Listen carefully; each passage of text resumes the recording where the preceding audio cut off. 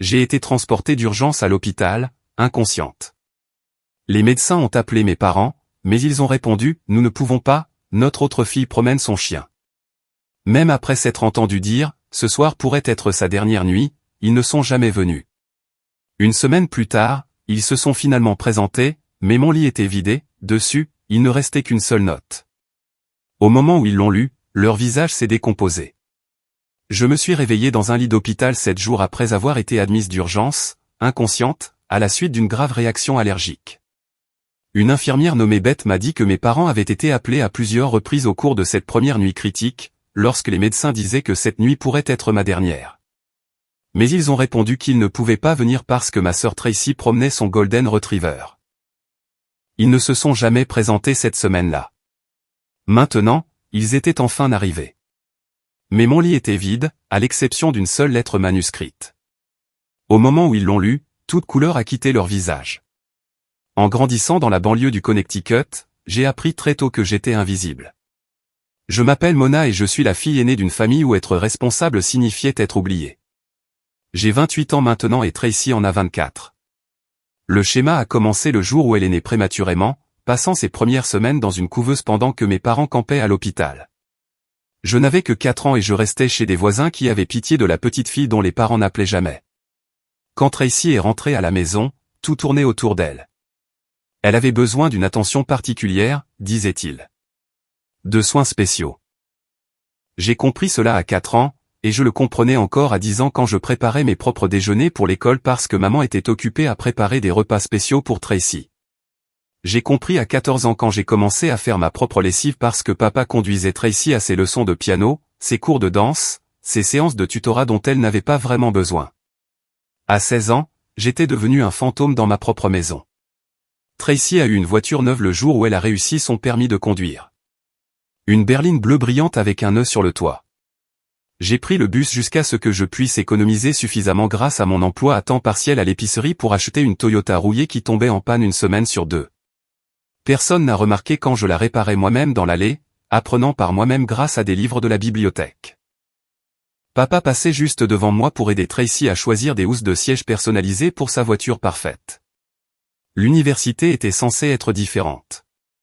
J'ai été admise dans un excellent programme de soins infirmiers grâce à des bourses d'études pour lesquelles j'avais travaillé jusqu'à m'en rendre malade. Le jour où la lettre d'acceptation est arrivée, j'ai couru en bas en l'agitant, si fier que je pouvais à peine respirer. Maman était au téléphone avec Tracy, qui était contrariée à propos d'un garçon qui ne lui avait pas répondu par message. Papa regardait des photos de la remise de diplôme de lycée de Tracy sur son ordinateur, même si la mienne avait eu lieu juste 2 ans auparavant. Je suis resté là, tenant mon avenir entre mes mains, et personne n'a levé les yeux. Ils ont payé l'université de Tracy en totalité. Chaque centime, la chambre d'étudiant, le plan de repas, les livres, l'argent de poche. Elle est allée dans une école privée d'arts libéraux à 3 heures de route et appelait à la maison chaque semaine en pleurant parce que c'était trop dur. J'ai travaillé 2 emplois tout en suivant mes cours, je dormais 4 heures par nuit et j'ai obtenu mon diplôme avec les honneurs. Ils ne sont pas venus à ma remise de diplôme. Tracy avait un rendez-vous chez le dentiste ce jour-là, juste un nettoyage de routine. Et maman a dit que quelqu'un devait la conduire. Je me suis dit que ce n'était pas grave. La famille, c'est la famille, n'est-ce pas? Ils m'aimaient à leur manière. Ils étaient juste occupés, juste distraits, juste concentrés sur Tracy parce qu'elle avait besoin de plus d'aide. J'ai construit ma propre vie, pièce par pièce. Je suis devenue infirmière aux urgences, bonne dans mon travail, respectée par mes collègues. J'avais de vrais amis, des gens qui me voyaient, qui se souvenaient de mon anniversaire, qui appelaient juste pour parler. Je sortais avec un homme merveilleux nommé Eric, un professeur de lycée aux yeux gentils qui me regardait comme si je comptais. Mais j'appelais toujours mes parents chaque semaine, je leur envoyais toujours des cadeaux pour les fêtes, je me présentais toujours au dîner de famille quand ils se souvenaient de m'inviter, ce qui n'était pas souvent. Je continuais d'espérer qu'un jour ils remarqueraient, qu'un jour ils me verraient debout là, à attendre. Il y a 3 ans, Tracy a adopté un Golden Retriever nommé Biscuit après une rupture difficile. C'est là que les choses sont devenues vraiment bizarres. Mes parents sont devenus obsédés par ce chien. Pas juste une affection normale de propriétaire d'animal, mais quelque chose de complètement différent. Des mises à jour photos quotidiennes dans le groupe de discussion familiale dont je faisais techniquement partie, mais que je consultais rarement car ce n'étaient que des photos de biscuits. Des fêtes d'anniversaire pour le chien avec des gâteaux personnalisés. Un photographe animalier professionnel pour des séances photos saisonnières. Maman cousait de petites tenues pour biscuits à la main, chose qu'elle n'avait jamais faite pour ses propres enfants. J'essayais d'être compréhensive. Le chien rendait Tracy heureuse, et rendre Tracy heureuse était ce que faisaient mes parents. Je me suis concentré sur ma vie, mon travail, ma relation avec Eric. Nous parlions d'emménager ensemble, peut-être de nous fiancer. J'avais construit quelque chose de réel et de bon sans eux. Mais il y avait toujours une partie de moi, une petite partie blessée que j'essayais d'ignorer, qui continuait d'espérer, continuait d'appeler, continuait de venir. 2 mois avant que tout ne change, j'ai découvert que j'avais développé une allergie grave à certains médicaments. C'est arrivé après une procédure dentaire de routine où j'ai fait une réaction à l'antibiotique qu'il m'avait prescrit. Ma gorge a enflé, j'ai eu de l'urticaire, et j'ai fini dans mes propres urgences, soigné par mes collègues. C'était terrifiant, embarrassant et sérieux. L'allergologue que j'ai vu par la suite m'a dit que c'était potentiellement mortel, que je devais m'assurer que tout le monde le sache, que je devrais porter un bracelet d'alerte médicale. Je suis allé à un rare dîner de famille cette semaine-là, déterminé à leur dire quelque chose d'important pour une fois. J'ai répété dans la voiture, cherché comment le dire clairement. C'est sérieux. Écrivez-le. Je pourrais mourir si on me donne ces médicaments. Je me suis assise à la table de leur salle à manger, la même table où j'avais mangé un millier de repas silencieux. Maman faisait défiler son téléphone en regardant des photos de biscuits de la promenade de l'après-midi. Papa était en fait au téléphone avec Tracy, discutant pour savoir s'il devait passer à la nourriture bio pour chiens. J'ai attendu une pause qui n'est jamais venue. Finalement, j'ai juste commencé à parler. J'ai une allergie médicamenteuse grave maintenant. J'ai besoin que vous le sachiez. C'est vraiment important. Je pourrais avoir une réaction fatale si on me donne ces médicaments. Maman a levé les yeux pendant une demi-seconde. C'est gentil, chérie. Elle est retournée à son téléphone, souriant à une photo de biscuit portant un petit imperméable. Papa avait son doigt levé dans le geste universel signifiant « 1 minute », hochant la tête à tout ce que Tracy disait à propos des rendez-vous de toilettage et si biscuit préférait les friandises de l'animalerie chic ou celles de l'ordinaire. Je suis resté assise là avec mon allergie mortelle, mes informations médicales importantes, mon besoin d'être entendu juste une fois, juste cette fois critique. Aucun d'eux n'avait écouté un seul mot. Aucun d'eux ne m'avait regardé du tout. J'ai sorti mon téléphone, tapé les informations dans un message texte et les envoyé au groupe de discussion familiale. Il est apparu sous 17 photos de biscuits. Personne n'a réagi. Personne ne l'a même lu, d'après l'absence de coche de lecture. J'ai conduit jusqu'à chez moi ce soir-là et je me suis enfin laissé pleurer. Eric m'a tenu sur mon canapé et a dit doucement ce que j'avais eu peur d'admettre.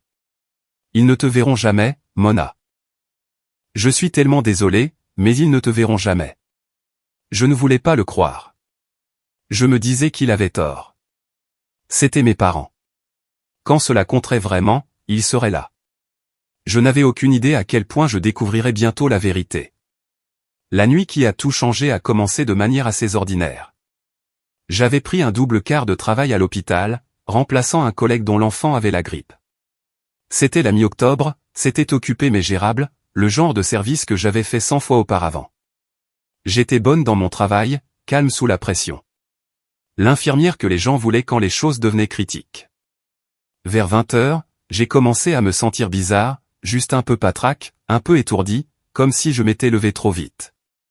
Je l'ai ignoré, j'ai continué à travailler, pensant que j'étais fatigué par le long service. Puis ma gorge a commencé à se serrer.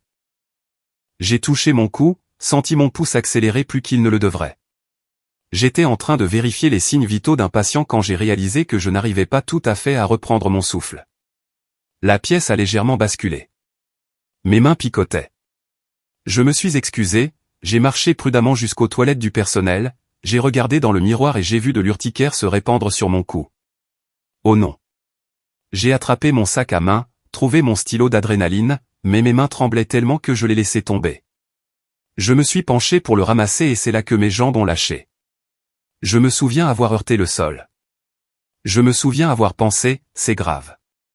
C'est vraiment grave. Je me souviens avoir essayé d'appeler à l'aide, mais ma gorge était trop enflée pour émettre un son. Ma collègue Sarah m'a trouvé là 3 minutes plus tard, inanimée sur le sol des toilettes.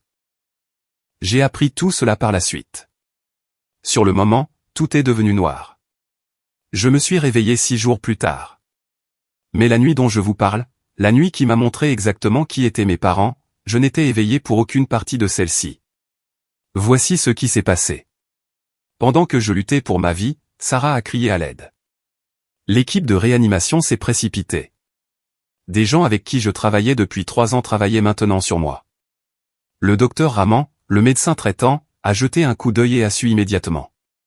Choc anaphylactique, sévère, critique.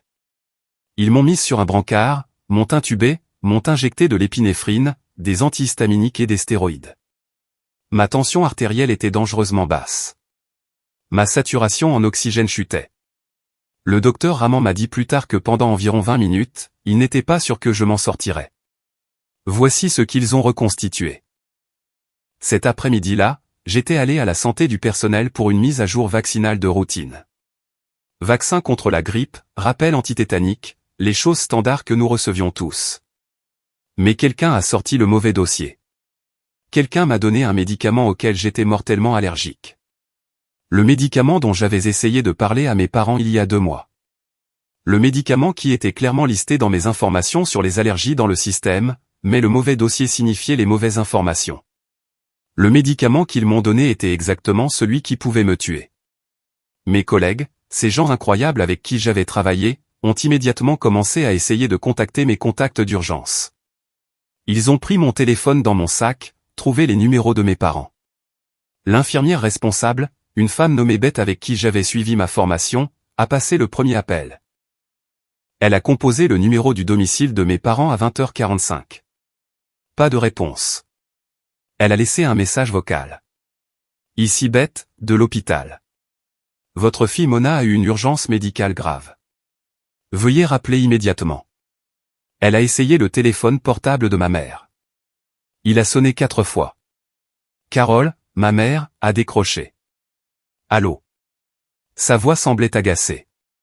Comme si elle avait été interrompue pendant quelque chose d'important. Madame Patterson, ici Beth, j'appelle de l'hôpital. Je suis infirmière ici. Votre fille Mona a été admise dans un état critique. Elle a fait une réaction allergique grave et elle est inconsciente. Nous avons besoin que vous veniez tout de suite. Il y a eu une pause. Beth m'a dit plus tard qu'elle avait entendu un chien aboyer en arrière-plan. Elle a entendu la voix de mon père dire quelque chose à propos de la laisse de biscuits. Nous ne pouvons pas venir maintenant. La voix de ma mère était distraite, dédaigneuse. Tracy emmène Biscuit pour sa promenade du soir, et nous avons promis d'y aller avec elle. Cela fait partie de sa routine. Il devient anxieux si son emploi du temps change. Beth est restée là dans le couloir, le téléphone pressé contre son oreille, regardant à travers la fenêtre. Les médecins travaillaient frénétiquement sur moi. Elle a pris une respiration. Madame, j'ai besoin que vous compreniez la gravité de cette situation. Les médecins disent que cette nuit pourrait être sa dernière. Votre fille pourrait ne pas passer la nuit.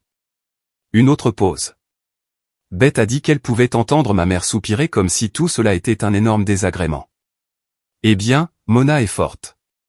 Elle s'est toujours débrouillée toute seule. Nous essaierons de passer demain.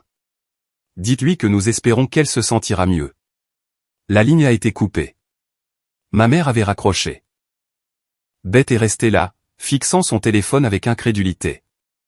Elle a regardé mon dossier, a vérifié 2 fois qu'elle avait appelé les bonnes personnes, que c'était vraiment mes parents. Elle a essayé encore et encore. Au cours des 6 heures suivantes, alors que mon état s'aggravait, alors que mon cœur luttait, alors que des machines respiraient pour moi, elle a appelé les numéros de mes parents 4 fois de plus. Pas de réponse. Puis les téléphones ont été complètement éteints.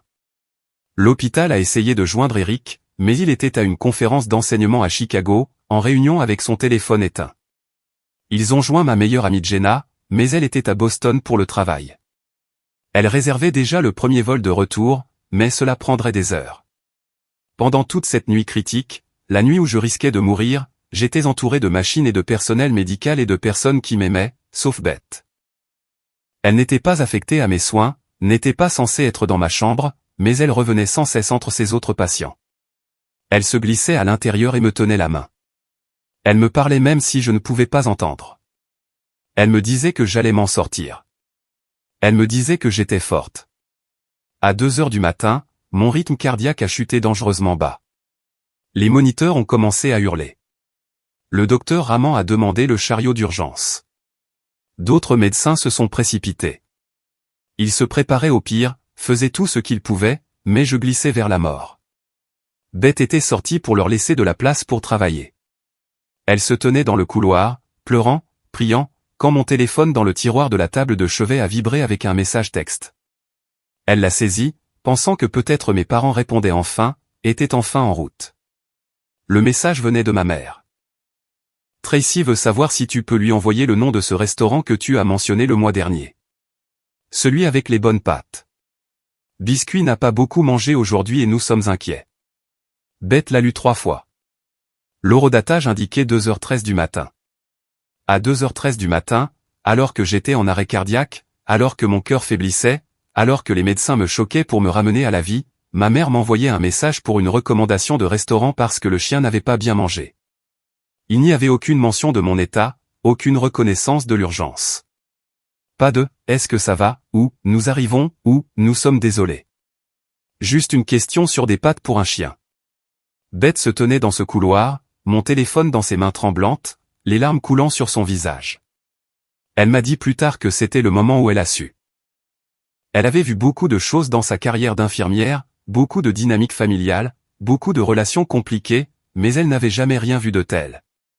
Elle n'avait jamais vu des parents qui se fichaient simplement de savoir si leur enfant vivait ou mourait. À l'intérieur de ma chambre, le docteur Raman a stabilisé mon cœur.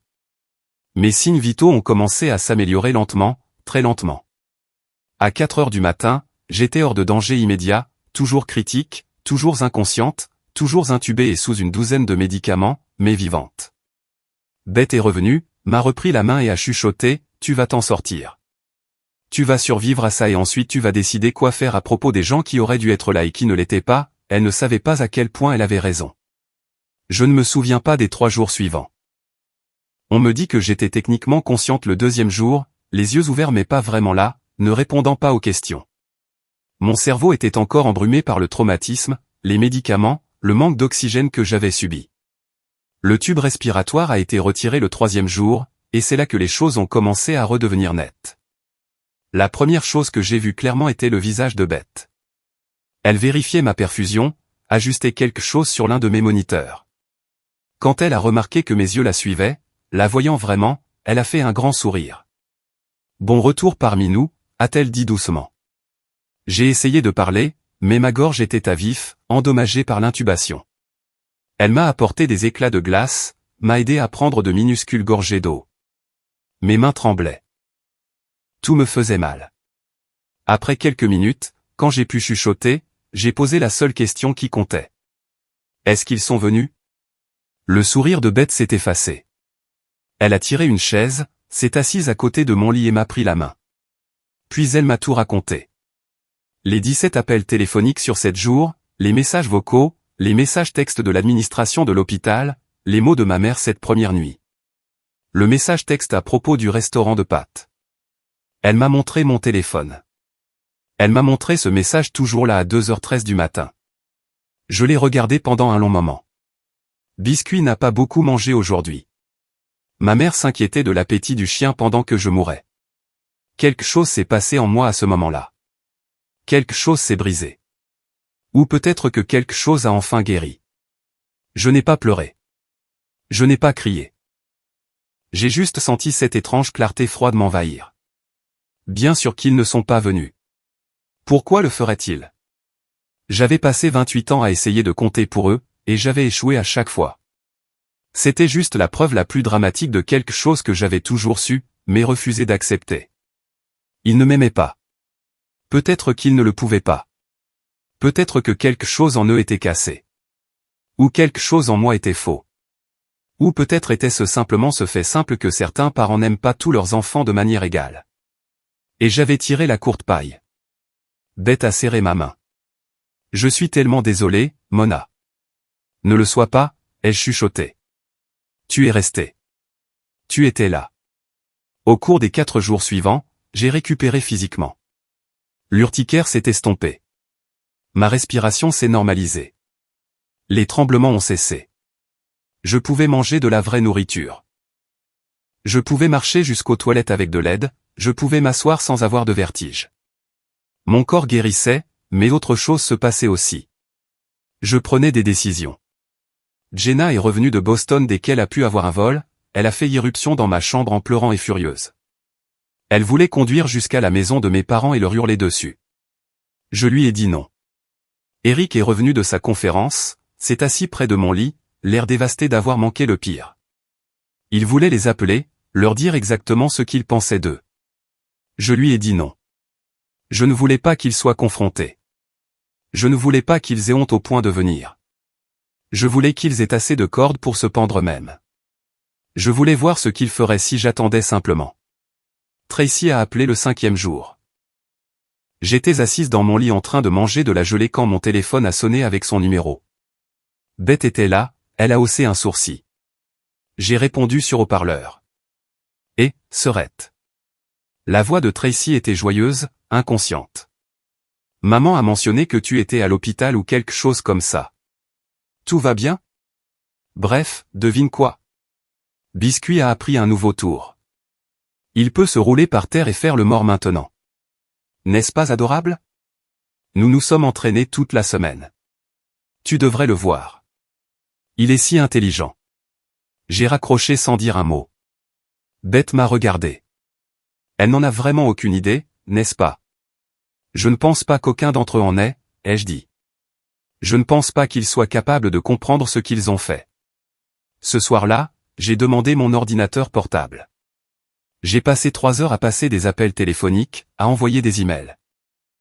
J'ai appelé un agent immobilier que j'avais rencontré lors d'une collecte de fonds à l'hôpital, j'ai demandé des informations sur les logements à Portland, dans l'Oregon. J'avais toujours aimé le nord-ouest du Pacifique, j'avais parlé de peut-être y déménager un jour. Un jour était devenu maintenant. J'ai envoyé un email au propriétaire de mon appartement, expliqué que je devais rompre mon bail en raison d'une relocalisation médicale. Il a été compréhensif. Il me connaissait comme une bonne locataire qui payait toujours à temps. J'ai écrit à mon superviseur de l'hôpital. C'était le plus difficile. J'aimais mon travail, j'aimais mes collègues, mais je ne pouvais pas rester. Pas dans la même ville que mes parents, pas là où je pourrais tomber sur eux à l'épicerie ou voir leur voiture passer. J'ai donné un préavis de 2 semaines par email, expliqué que je demandais mon transfert vers un système hospitalier à l'autre bout du pays, demandé une référence. Ensuite, j'ai sorti un carnet et j'ai commencé à écrire une lettre à la main, à l'ancienne. J'ai écrit pendant 2 heures, les larmes tombant sur les pages, tachant certains mots. J'ai écrit tout ce que je n'avais jamais dit, tout ce que j'avais ravalé, tout ce que j'avais excusé et expliqué. Je l'ai scellé dans une enveloppe. Le 6e jour, Beth est venue pour son service et m'a trouvé habillé en vêtements normaux, assise au bord de mon lit. Je m'étais douché, coiffé, j'avais l'air presque normal, à l'exception des bleus sur mes bras dus à toutes les perfusions. « Vous n'êtes pas encore sorti » a-t-elle dit, inquiète. « Je le serai demain » lui ai-je dit. J'ai déjà parlé au docteur Raman. Je suis assez stable pour partir. Mona, tu as besoin de repos. Tu as besoin de récupérer. Je récupérerai à Portland. Je lui ai fait un petit sourire. J'ai déjà un appartement meublé qui m'attend. Eric conduit mes affaires là-bas la semaine prochaine. Jenna m'aide à faire mes bagages. C'est fait. Beth s'est assise lourdement.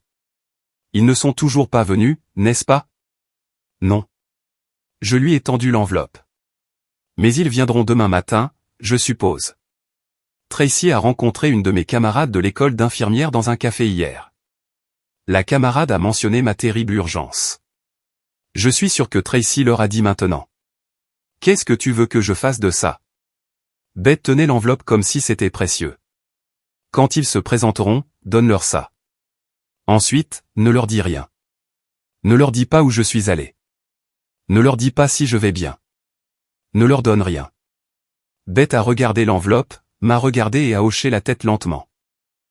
Tu ne reviendras pas, n'est-ce pas? Le ferais-tu? Elle m'a prise dans ses bras.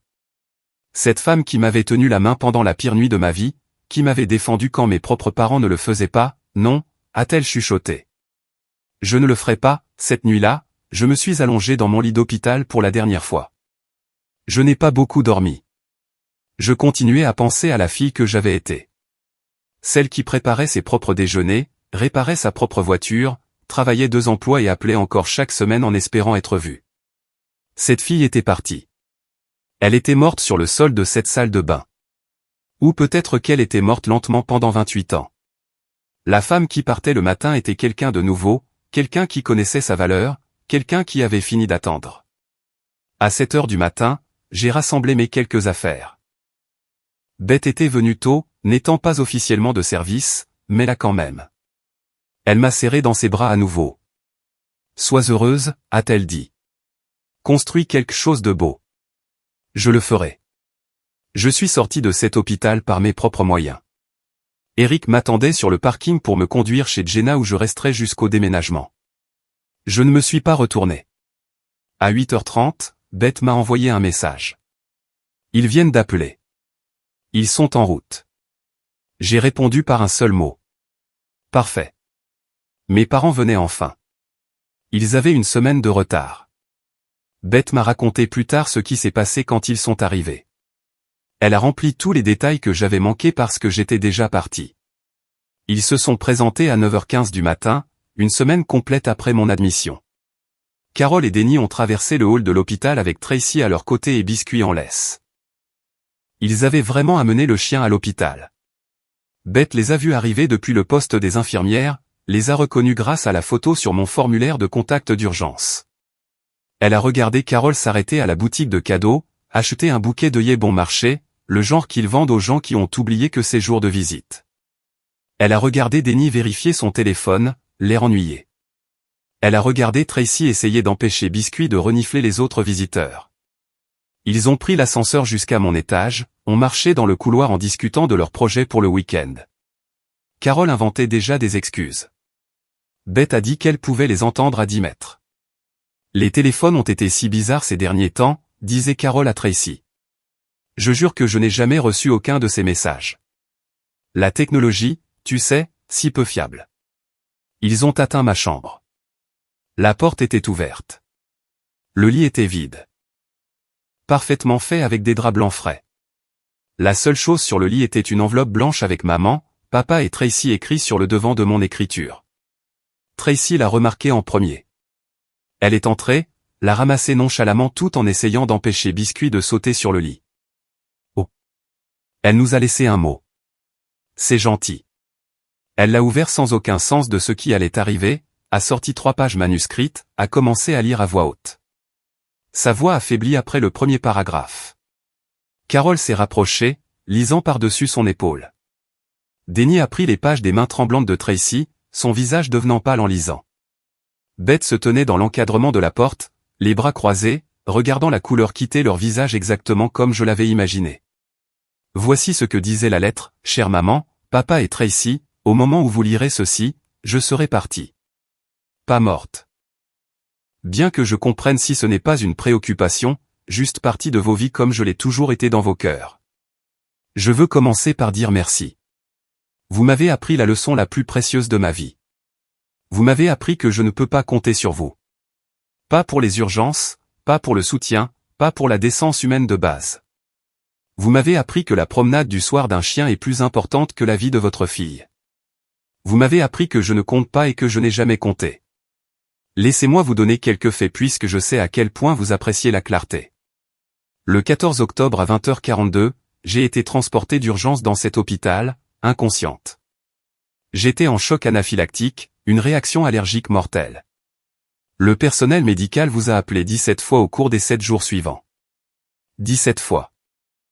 Lors du premier appel auquel vous avez répondu, l'infirmière vous a dit que j'étais dans un état critique, que je pourrais ne pas survivre à la nuit. Votre réponse a été que vous ne pouviez pas venir parce que Tracy promenait Biscuit et que cela faisait partie de sa routine. Vous avez dit que j'étais forte, que je m'étais toujours bien débrouillée toute seule. Vous avez dit que vous essaieriez de passer demain. Vous n'êtes pas venu demain. Vous n'êtes pas venu pendant 6 jours de plus. Pendant la pire nuit, quand mon cœur faiblissait et que les médecins ne savaient pas si je m'en sortirais, vous m'avez envoyé un message. L'horodatage était 2h13 du matin.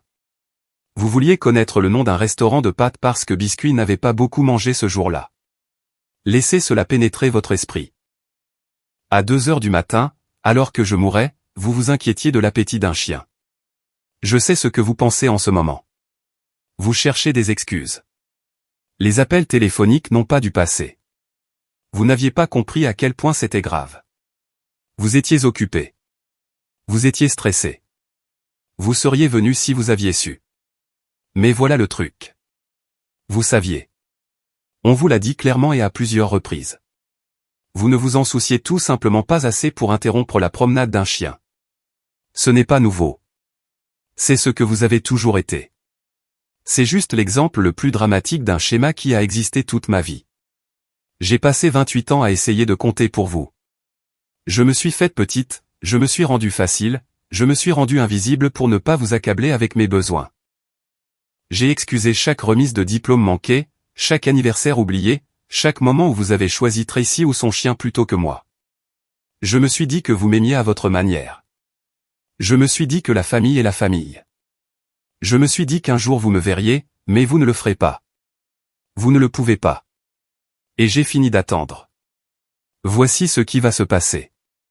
Vous ne saurez pas où je suis allé. Vous n'aurez pas mon nouveau numéro. Vous ne ferez partie de ma vie d'aucune façon. Je ne fais pas cela pour vous punir. Je fais cela pour me sauver. Vous avez fait votre choix quand vous avez choisi la promenade d'un chien plutôt que ma vie. Maintenant je fais le mien. Je me choisis. Je choisis des gens qui sont présents. Je choisis une vie où je ne m'en dis pas toujours des miettes d'attention de la part de gens qui devraient m'aimer inconditionnellement mais ne le font pas. Je vous libère de l'obligation de prétendre que je suis votre fille. Vous êtes libre de vous concentrer entièrement sur Tracy et Biscuit sans aucune culpabilité. Et je suis enfin libre aussi. Libre de construire une famille qui veut vraiment de moi. Libre d'arrêter d'espérer quelque chose que vous ne donnerez jamais. Libre de vivre sans cette douleur constante d'essayer de gagner un amour qui aurait dû être donné librement. Je ne vous déteste pas. Je ne vous blâme même pas. Pas vraiment. Certaines personnes n'ont tout simplement pas en elles la capacité d'aimer certains enfants. Ce n'est pas ma faute. Et ce n'est plus mon fardeau à porter. J'espère que vous aurez une belle vie. J'espère que Tracy et Biscuit vous apporteront toute la joie que je n'ai jamais pu vous apporter. J'espère qu'un jour vous penserez à moi et ressentirez quelque chose. Même si c'est juste une légère curiosité sur ce que je suis devenu, je vais aller bien. Mieux que bien. Je vais être entouré de gens qui ont été présents pour moi quand vous ne l'étiez pas. Des gens qui m'ont tenu la main pendant la pire nuit de ma vie. Des gens qui me voient comme digne de leur temps et de leur amour. Vous ne ferez pas partie de cela. Vous n'aurez pas le droit de connaître cette version de moi. Vous avez eu 28 ans pour la rencontrer et vous avez choisi de ne pas le faire. Ceci est un adieu. Pas le genre temporaire où nous nous reparlerons un jour. Le genre permanent. Le genre où vous avez fait un choix et maintenant vous vivez avec. Merci de m'avoir appris ce que je mérite. C'est tellement plus que ce que vous ne m'avez jamais donné. Mona. Denny a baissé les pages avec des mains tremblantes. Carole avait des larmes qui coulaient sur son visage, mais Beth a dit qu'elles ressemblaient plus à des larmes de choc qu'à un véritable chagrin. Tracy fixait la lettre comme si elle ne pouvait pas tout à fait assimiler ce qu'elle venait de lire. La pièce est restée silencieuse pendant un long moment. Puis Carole s'est tournée vers Beth. Où est-elle? Sa voix était tranchante, exigeante. Où est partie ma fille? Beth a soutenu son regard fermement. Elle est sortie ce matin. Où elle est allée ne vous regarde pas, Denny a essayé de prendre les choses en main, bombant le torse comme le font les hommes quand ils essaient d'affirmer une autorité qu'ils n'ont pas vraiment. Maintenant écoutez bien. Nous sommes ses parents. Vous devez nous dire où elle est. C'est ridicule. Elle est juste contrariée. Beth n'a pas bougé. Vous êtes les gens qui ont été appelés 17 fois et qui n'ont pas pris la peine de venir.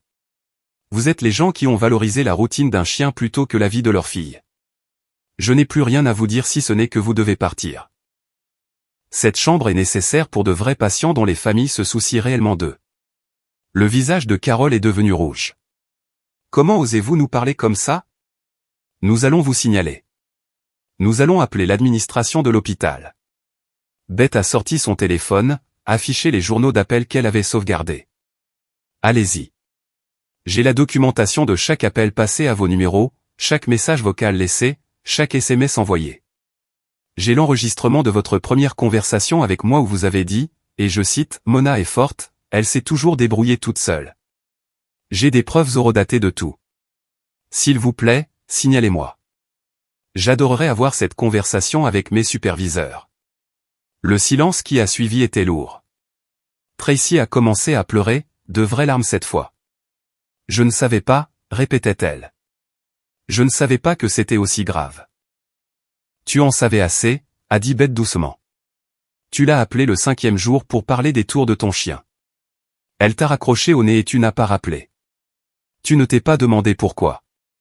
Tu ne t'en souciais pas assez pour te poser la question. La sécurité est arrivée alors, appelée par une autre infirmière qui avait entendu le vacarme. Carole a essayé d'argumenter, d'exiger des réponses, mais ils ont été escortés hors de l'hôpital avec leurs chiens, leurs fleurs bon marché et leurs excuses.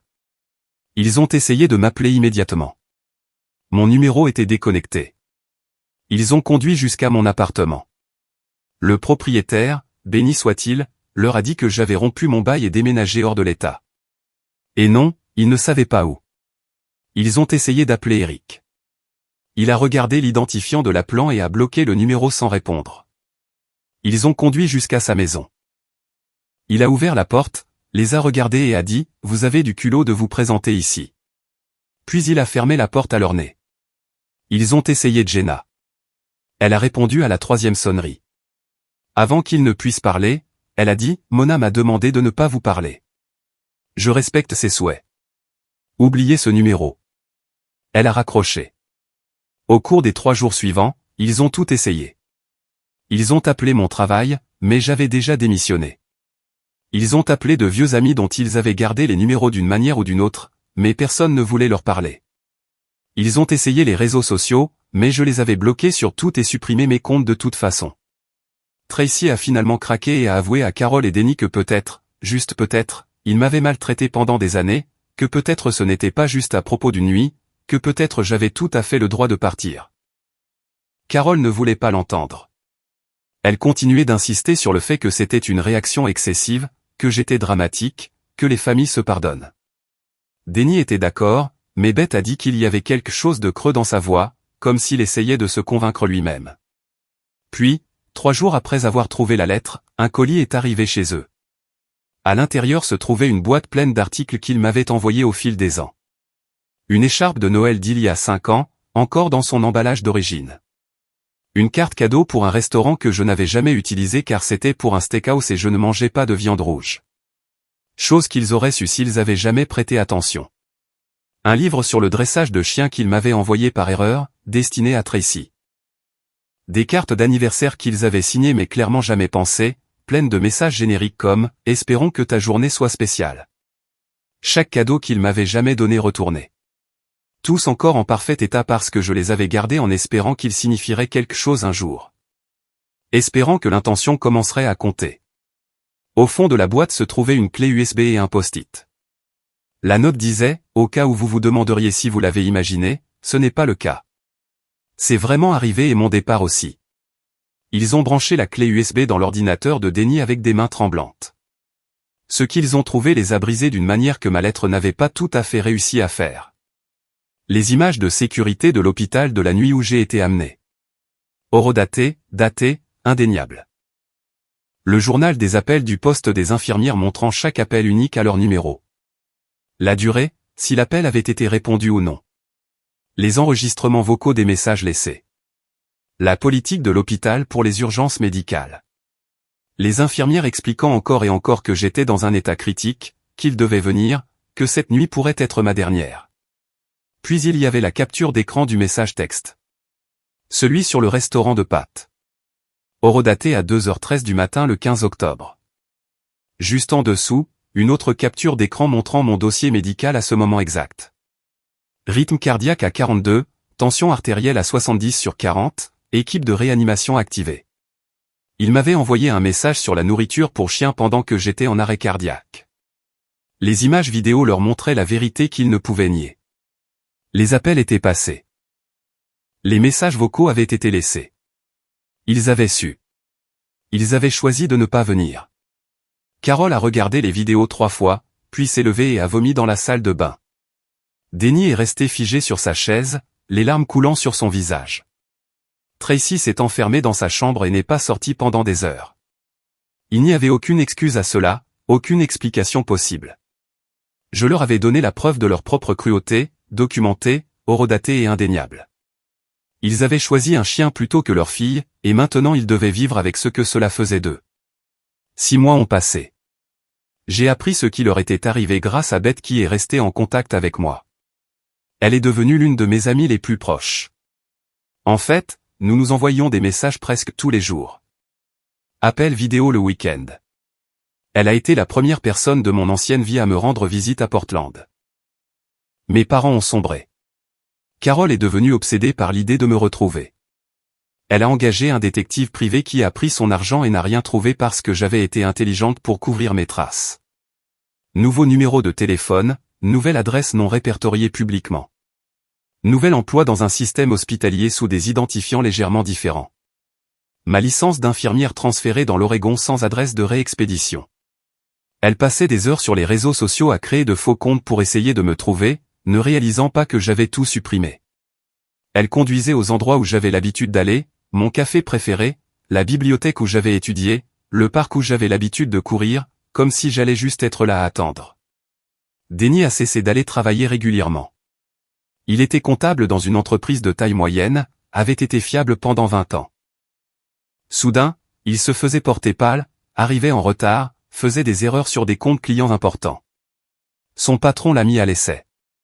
Il ne semblait pas s'en soucier. Tracy, à son crédit, a eu la plus grande prise de conscience.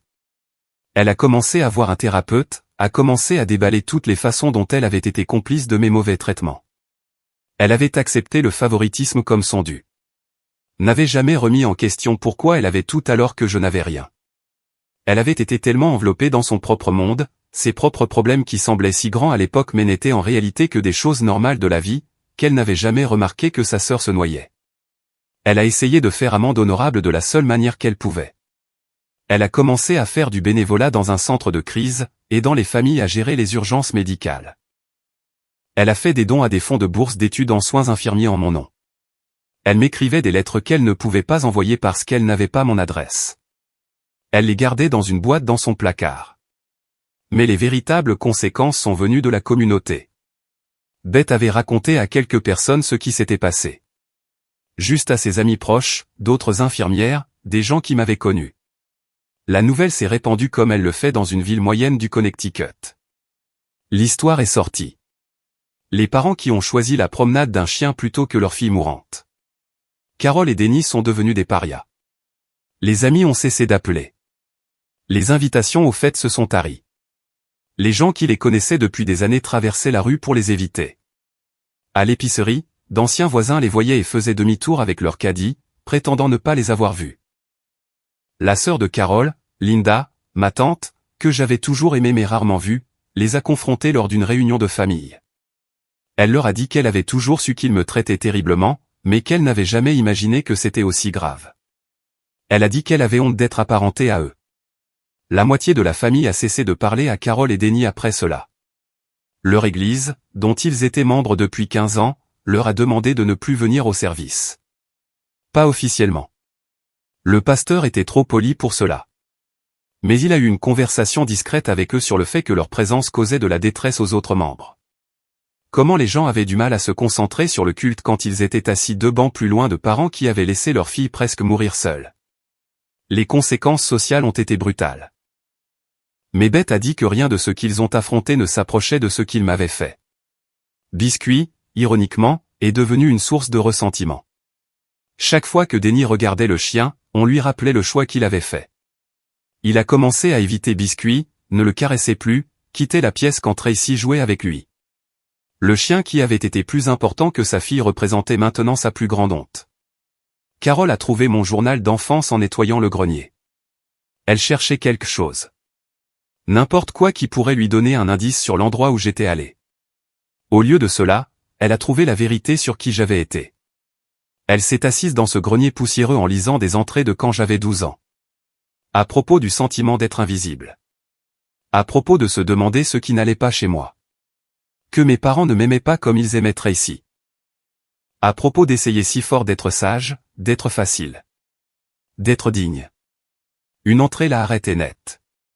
Je l'avais écrite après une cérémonie de remise de prix à l'école où j'avais gagné un concours d'expo sciences. Maman et papa ne sont pas venus. Ils étaient au match de football de Tracy. Elle n'a même pas joué. Elle reste juste assise sur le banc. Mais ils étaient là pour elle quand même. Peut-être que si j'étais malade comme Tracy l'était bébé, ils me remarqueraient aussi. Peut-être que si quelque chose n'allait pas chez moi, ils s'en soucieraient. Carole a appelé Beth ce soir-là, en sanglotant, demandant si elle savait où j'étais. Beth lui a dit ce que je l'avais autorisé à dire s'il demandait un jour. Mona est vivante. Mona est heureuse. Mona construit une belle vie. C'est tout ce que vous avez le droit de savoir. Ce n'était pas assez. Ce ne serait jamais assez. Mais c'était plus qu'ils ne méritaient. Ils ont commencé une thérapie familiale. Juste 3. Carole a pris le rendez-vous. Désespérée de faire quelque chose, n'importe quoi. Le nom de la thérapeute était Dr Sarah Winters. Et Beth m'a dit plus tard qu'elle a été brutalement honnête avec eux. Dans une séance environ 3 mois plus tard, le Dr Winters leur a posé une question simple. Si Mona franchissait cette porte maintenant, que lui diriez-vous? Carole s'est complètement effondrée. Elle a admis qu'elle ne saurait pas par où commencer. Que, désolé, semblait un mot trop petit pour ce qu'ils avaient fait. Qu'elle avait passé 28 ans à faillir à sa fille et ne savait pas comment réparer 28 ans de dégâts. Déni a avoué sa peur la plus profonde, que si je franchissais cette porte, je le regarderais avec indifférence. Pas de colère, pas de blessure, juste rien. Comme s'il ne comptait pas, comme s'il était invisible de la façon dont j'avais été invisible pour lui. Il a dit que ce serait pire que n'importe quelle colère, pire que n'importe quelle dispute. Être vu et trouvé insignifiant. Tracy a pleuré.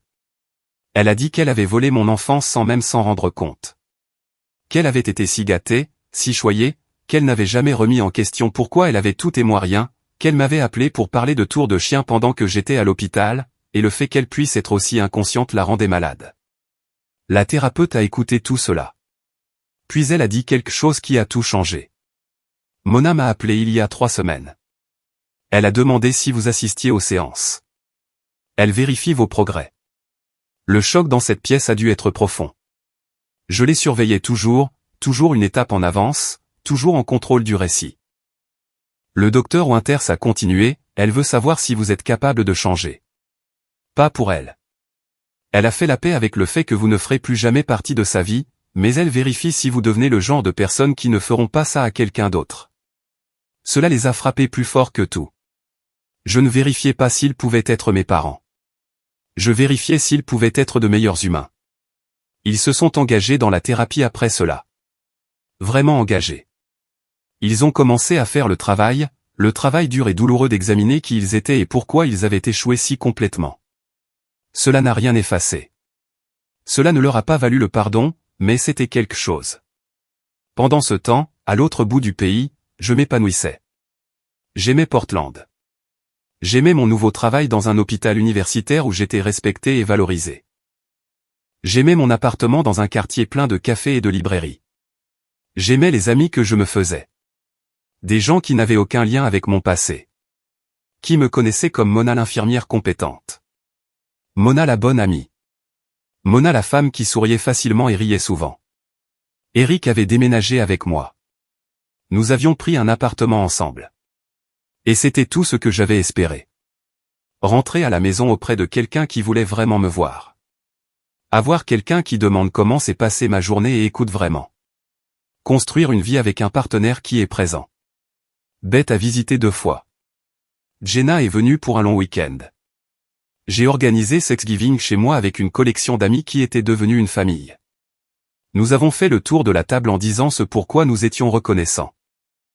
Et quand c'était mon tour, j'ai regardé ces gens qui avaient choisi d'être dans ma vie et j'ai dit, je suis reconnaissante d'avoir appris que la famille est quelque chose que l'on construit, pas quelque chose dans laquelle on est. Cela a suscité une ronde d'approbation et de verres levés. Je pensais parfois à mes parents. Je me demandais s'ils pensaient à moi, je me demandais s'ils se sentaient coupables ou s'ils avaient trouvé un moyen de se poser en victime de l'histoire. Mais les pensées ne faisaient plus mal. C'étaient juste des pensées, pas des blessures. Je l'avais fait. J'avais construit quelque chose de beau à partir des cendres de ce qu'ils avaient brûlé. Je m'étais choisi, et cela m'avait sauvé la vie de plus d'une façon. Mais mon histoire n'était pas encore terminée. Il restait encore un chapitre à écrire. 1 an après mon départ, il s'est passé quelque chose auquel je ne m'attendais pas. J'ai véritablement changé. Pas le genre de changement où l'on est encore en colère au fond de soi, mais où l'on fait semblant d'aller bien. Un vrai changement. J'avais fait une thérapie, travaillé sur mon traumatisme, fait la paix avec le fait que certains parents ne peuvent tout simplement pas aimer tous leurs enfants. Ce n'était pas parce que je n'étais pas digne d'être aimé. C'était parce qu'ils en étaient incapables. Cette réalisation m'a libéré d'une manière que je n'avais pas imaginée possible. Eric m'a fait sa demande lors d'un samedi pluvieux de novembre. Nous faisions une randonnée à Forest Park, nous avons été pris dans une averse et avons fini par rire et être trempés sous un énorme sapin de Douglas. Il s'est mis à genoux juste là dans la boue et a dit, « Tu es la personne la plus forte que j'ai jamais connue, et je veux passer ma vie à être présent pour toi comme tu le mérites. » J'ai dit oui avant qu'il ne finisse sa phrase. Nous avons commencé à planifier un petit mariage, juste des amis proches, rien de grand ou d'extraordinaire, ma famille choisie. Beth allait être ma demoiselle d'honneur. Jenna prenait l'avion.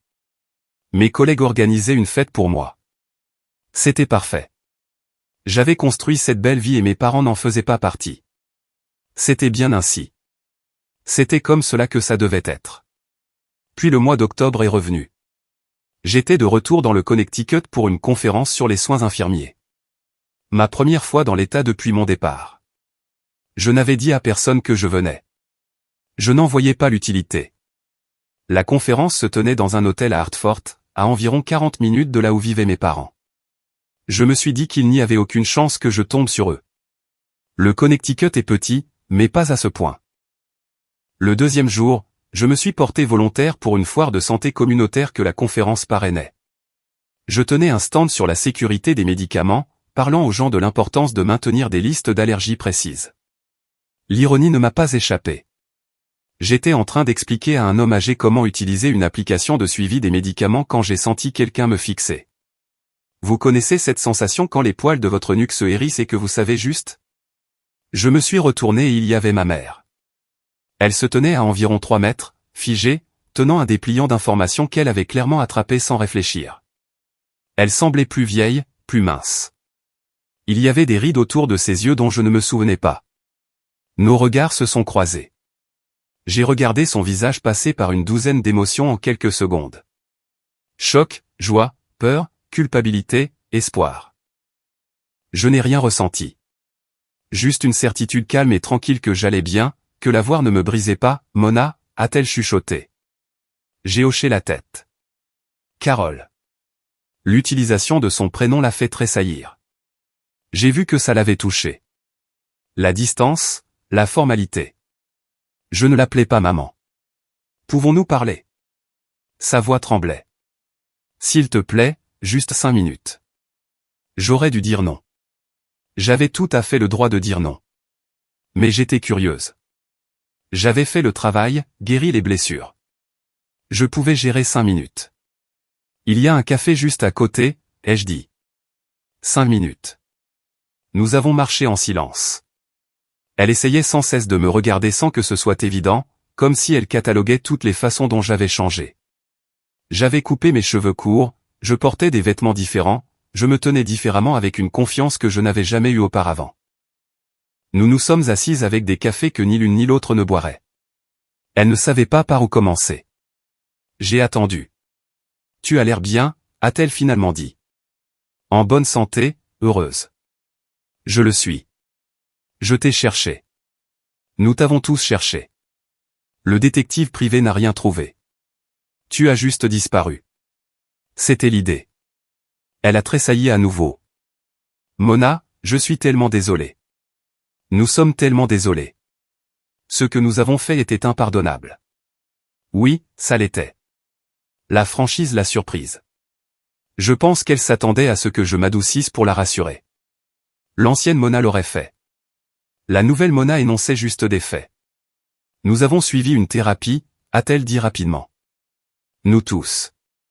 Nous avons travaillé pour comprendre ce que nous avons fait, pourquoi nous l'avons fait. Nous avons changé. C'est bien. Tout le monde devrait suivre une thérapie. Veux-tu nous donner une autre chance? Ses yeux étaient désespérés. S'il te plaît, Mona, nous savons que nous ne le méritons pas, mais nous sommes différents maintenant. J'ai pris une gorgée de mon café, j'ai réfléchi. Êtes-vous différent parce que vous avez réalisé que ce que vous avez fait était mal, ou êtes-vous différent parce que vous vous êtes fait prendre? Elle a ouvert la bouche, l'a fermée, l'a rouverte. Les deux, a-t-elle admis. Est-ce terrible? C'est honnête. J'ai apprécié cela. Mais cela ne change rien. Que faudrait-il, a-t-elle demandé. Que devons-nous faire pour t'avoir de nouveau dans nos vies? Rien. J'ai posé mon café. Parce que je ne veux pas être de retour dans vos vies. La couleur a quitté son visage. Tu nous détestes. Non. J'ai secoué la tête. Je n'ai pas de sentiment assez fort à votre égard pour vous détester. J'ai construit une belle vie sans vous. J'ai des gens qui m'aiment, qui sont présents pour moi, qui me voient. Je suis fiancé. Je m'épanouis. Je n'ai pas besoin de vous. Mais nous sommes ta famille. Les larmes commençaient à venir. Des larmes silencieuses qui glissaient sur ses joues. Vous avez cessé d'être ma famille quand vous avez choisi la promenade d'un chien plutôt que ma vie. La famille est présente. Vous ne l'étiez pas, nous avons fait une erreur. Une terrible erreur. Ce n'était pas une erreur. C'était 28 ans d'erreur. Cette nuit-là n'était que la goutte d'eau qui a fait déborder le vase. Nous ne pouvons pas changer le passé. Non, ai-je convenu. Vous ne le pouvez pas. Mais vous pouvez vivre avec les conséquences. Ceci est votre conséquence. Vous n'avez pas le droit de me connaître. Vous n'avez pas le droit de faire partie de ma joie. Vous avez tout manqué et vous continuerez à le manquer. Je me suis levé. Elle m'a attrapé la main. S'il te plaît, sa voix s'est brisée. S'il te plaît, ne pars pas comme ça. Donne-nous quelque chose, n'importe quoi. J'ai regardé sa main sur la mienne, puis son visage. J'ai vu un véritable chagrin là. Un véritable regret. Et j'ai senti quelque chose bouger. Juste légèrement. Je ne peux pas vous avoir dans ma vie quotidienne, ai-je dit lentement. Je ne peux pas vous faire confiance avec mon cœur, mais je suis prête à avoir un contact limité. 2 fois par an, pour les grandes fêtes seulement. Nous pouvons échanger des emails, peut-être des appels vidéo, supervisés au début. Vraiment? L'espoir a éclaté sur son visage. À une condition. J'ai retiré ma main. Vous acceptez que c'est tout ce que vous aurez. Vous ne poussez pas. Vous ne demandez pas plus. Vous respectez complètement mes limites ou vous n'aurez rien. Oui. Elle hochait la tête frénétiquement. Oui. N'importe quoi. Et si j'ai des enfants un jour, ils ne seront jamais laissés seuls avec vous. Jamais. Cela a atterri comme un coup de poing, mais elle a hoché la tête. Je comprends. D'accord. J'ai sorti mon téléphone. Je vais te donner une adresse email. Tu peux m'écrire. Je répondrai quand je serai prête. Peut-être qu'à Noël nous pourrons faire un appel vidéo. Merci. Elle pleurait ouvertement maintenant. Merci, Mona. Ne me remercie pas. Ce n'est pas pour toi. C'est pour moi, pour clore ce chapitre selon mes conditions. J'ai noté l'email sur une serviette, je l'ai glissé de l'autre côté de la table et je me suis levé. Peux-tu appeler ton père et Tracy? A-t-elle demandé. Donne-leur l'email aussi. J'y réfléchirai. Je suis retourné à la foire de santé, la laissant assise dans ce café avec son café froid et sa seconde chance qu'elle n'avait pas méritée, mais qu'elle obtenait quand même. Ce soir-là, j'ai appelé Beth, lui ai raconté ce qui s'était passé. Est-ce que ça va? A-t-elle demandé. Je suis parfaite. Et je le pensais. J'ai gagné, Beth. J'ai construit cette vie incroyable. Je suis heureuse. Je suis aimée. Je suis vue. Ils ne peuvent pas me prendre ça parce qu'ils ne me l'ont pas donné. Je l'ai fait moi-même. Tu es incroyable. Tu le sais. J'apprends à le croire. Le lendemain à la foire de santé, une jeune femme s'est approchée de mon stand. Elle avait peut-être 19 ans, nerveuse, tenant une brochure de la conférence. Excusez-moi, êtes-vous Mona Patterson? Je le suis. Elle a pris une profonde inspiration. Vous ne me connaissez pas, mais je suis étudiante en soins infirmiers à l'Université du Connecticut. Sophie. J'étais à une conférence l'année dernière où vous avez parlé de la défense des patients. Vous avez raconté une histoire sur le fait d'être seul pendant une crise médicale et comment cela a changé votre approche des soins infirmiers, sur le fait de s'assurer que chaque patient a quelqu'un qui le voit. Je me souvenais de ce discours. J'avais parlé lors d'un événement du programme de soins infirmiers de l'université. J'avais partagé une partie de mon histoire sans entrer dans les détails familiaux. Votre histoire m'a incité à appeler ma mère, a continué Sophie. Nous étions brouillés depuis 5 ans. J'étais tellement en colère contre elle pour des choses qu'elle avait faites quand j'étais plus jeune. Mais vous entendre parler d'être seul dans cet hôpital, cela m'a fait réaliser que je ne voulais pas que l'une de nous finisse là seule. Nous reconstruisons notre relation maintenant. C'est dur, mais nous essayons. Je voulais juste vous remercier. Elle m'a tendu une carte de remerciement faite main et s'est éloignée avant que je puisse répondre. Je suis resté là, tenant cette carte, les larmes aux yeux.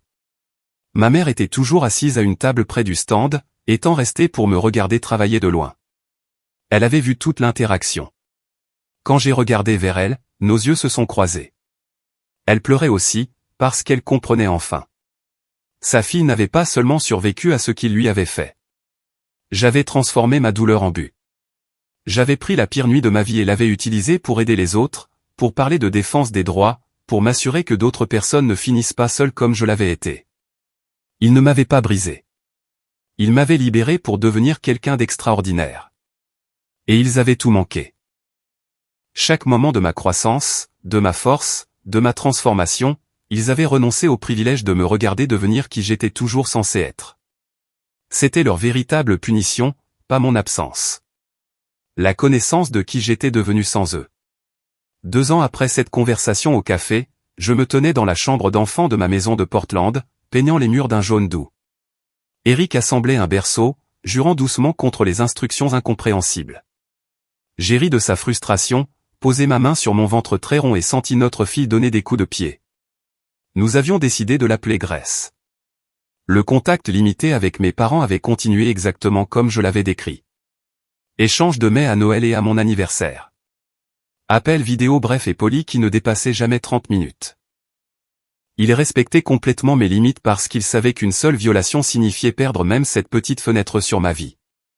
Tracy m'avait contacté séparément, demandé si nous pouvions parler en tête-à-tête. Nous avions eu plusieurs longues conversations téléphoniques au cours des 2 dernières années. Elle avait fait un vrai travail sur elle-même, avait vraiment mûri. Elle avait rompu avec son petit ami de longue date qui était émotionnellement manipulateur. Avait commencé à construire sa propre identité en dehors d'être la fille préférée. Elle avait même confié Biscuit à un ami de la famille qui avait plus de temps pour lui, admettant qu'elle avait pris un chien pour les mauvaises raisons. J'appréciais sa croissance, mais je la tenais aussi à distance. Certaines blessures guérissent, mais laissent encore des cicatrices. Quand j'ai découvert que j'étais enceinte, j'ai eu une décision à prendre. Est-ce que je leur disais? Est-ce que je les laissais être grands-parents à un titre quelconque? Eric m'a laissé l'entière décision. Quoi que tu décides, je te soutiens, a-t-il dit. J'y ai pensé pendant des semaines, j'en ai parlé en thérapie, j'en ai discuté avec Beth et Jenna, j'ai finalement atteint une conclusion qui semblait juste. J'ai envoyé un email à mes parents, leur ai annoncé la grossesse, leur ai dit qu'ils pourraient rencontrer Grace après sa naissance sous condition. Ils devaient suivre des cours pour grands-parents dans un centre familial. Ils devaient respecter toutes les limites que je fixerais. Ils devaient comprendre qu'une seule violation, un seul dépassement, une seule tentative de culpabilisation ou de manipulation et ils étaient dehors définitivement. Ils ne seraient jamais seuls avec Grace, ne feraient jamais de babysitting, n'auraient jamais de visite non supervisée. Leur réponse est arrivée en moins d'1 heure. Ils ont accepté tout, m'ont remercié pour cette chance, ont dit qu'ils feraient tout ce que je demanderais. Grace est née par une belle matinée de printemps. 3,6 kg avec une tête pleine de cheveux noirs et des poumons qui pouvaient réveiller tout le service de maternité. Elle était parfaite.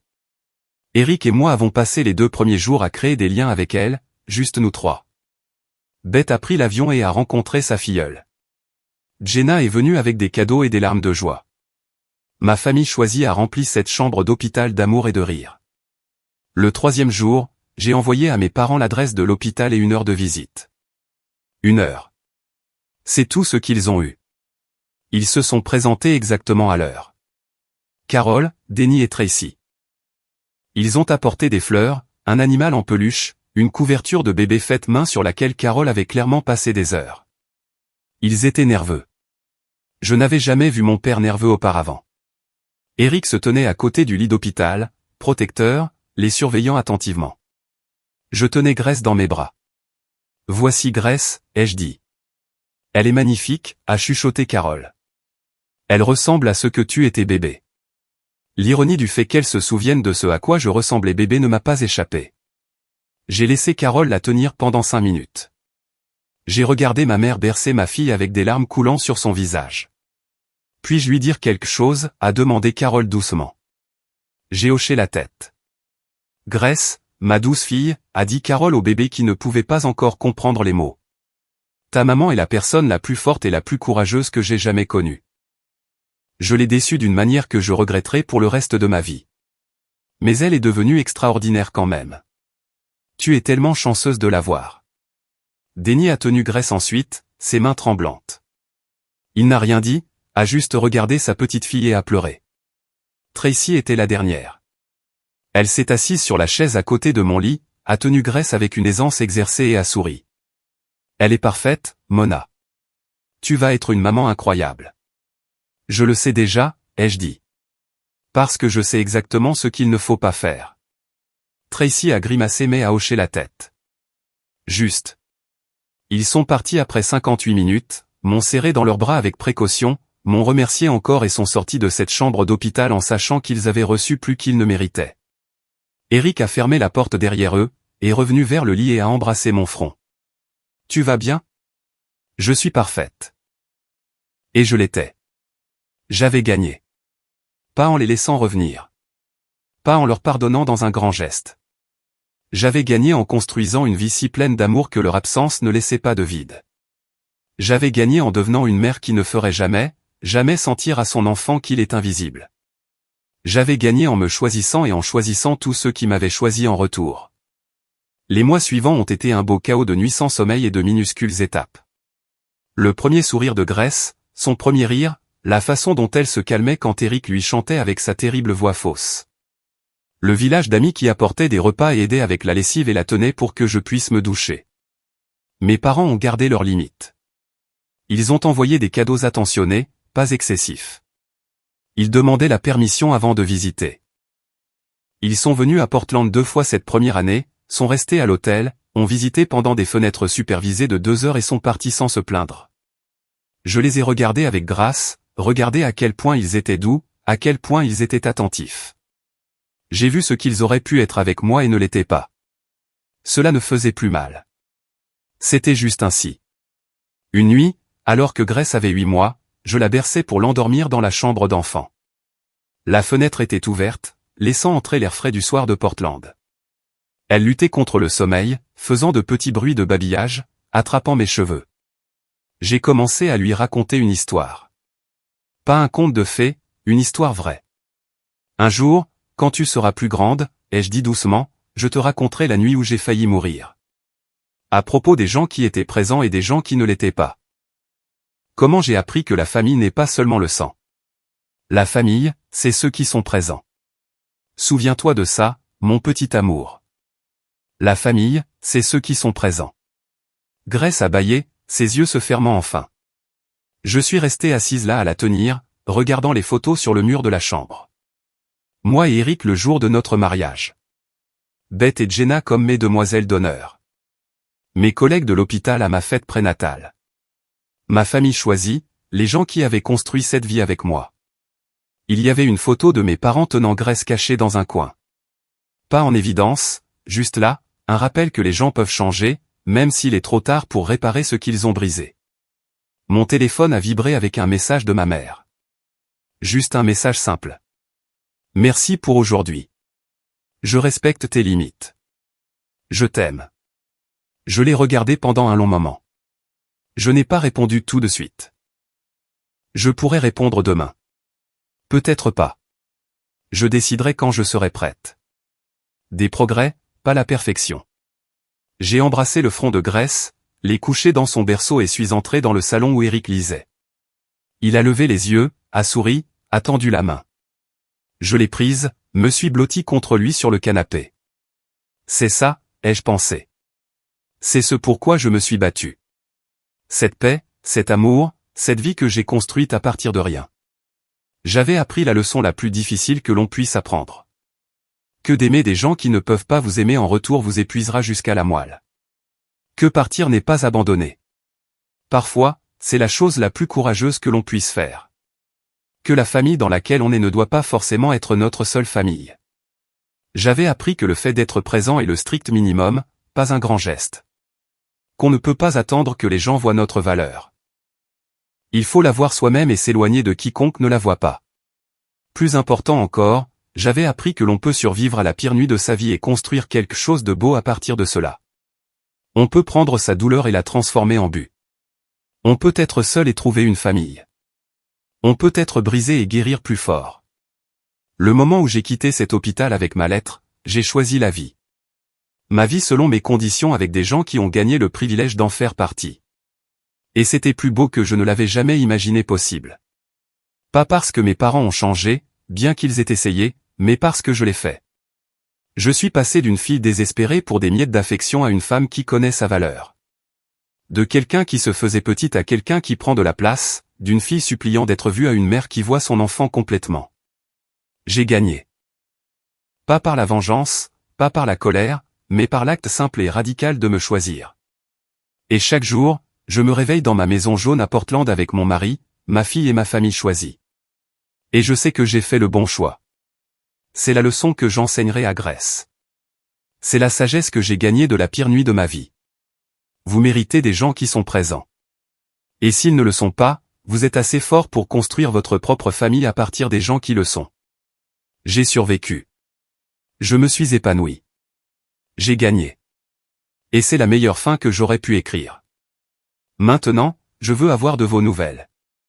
Avez-vous déjà dû vous choisir plutôt que votre famille? Vous êtes-vous déjà éloigné de gens qui étaient censés vous aimer? Comment avez-vous construit votre famille choisie? Partagez votre histoire dans les commentaires ci-dessous. Votre expérience pourrait aider quelqu'un qui lutte avec la même décision.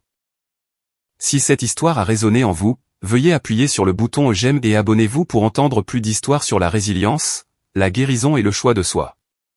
Partagez ceci avec quelqu'un qui a besoin d'entendre qu'il est acceptable de partir, qu'il est acceptable de choisir la paix plutôt que l'obligation. Merci d'avoir écouté mon histoire. Merci d'être là. J'espère que vous trouverez le courage d'être présent pour vous-même comme vous le méritez. Rappelez-vous, la famille, c'est ceux qui sont présents. Construisez votre vie avec des gens qui vous voient. Vous ne méritez rien de moins. Prenez soin de vous. Choisissez-vous. Soyez présent pour vous-même. À la prochaine.